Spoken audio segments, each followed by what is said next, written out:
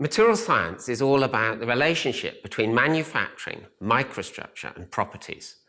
Traditionally, we've used very small amounts of data and combined that with the best models we can to make very basic predictions.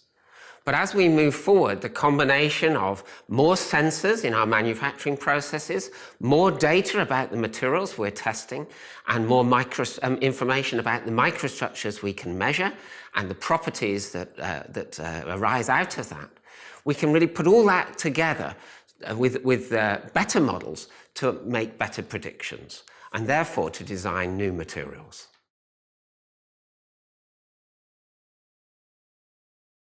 Data-centric approaches allow us to ask completely new questions. They bring in new factors that we may not have considered before and challenge us to relate those relationships to our physical understanding of materials. Of course, for data to be powerful, it has to be available. And so open access journals provide us with an opportunity to really open up the debate, to bring mathematicians, statisticians, material scientists, engineers together, to bring modeling and data together to try and move this topic forward. So open access journals are very important as a way of doing that.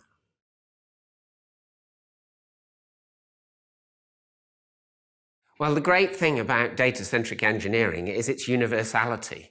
Some of the models can be applied across a very great range of sectors. Some of the engineering challenges are in common from one area to another.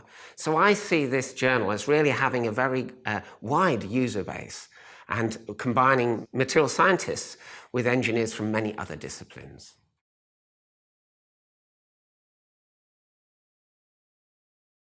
In the past, we had very little data to go on, and it could easily be contained within a paper. As we've increased the volumes of data and the complexity of the models that we're using, it's really important that we're able to store the models and the data so that we can reproduce, or other people can reproduce, the work that's being undertaken and try new ways of solving existing problems.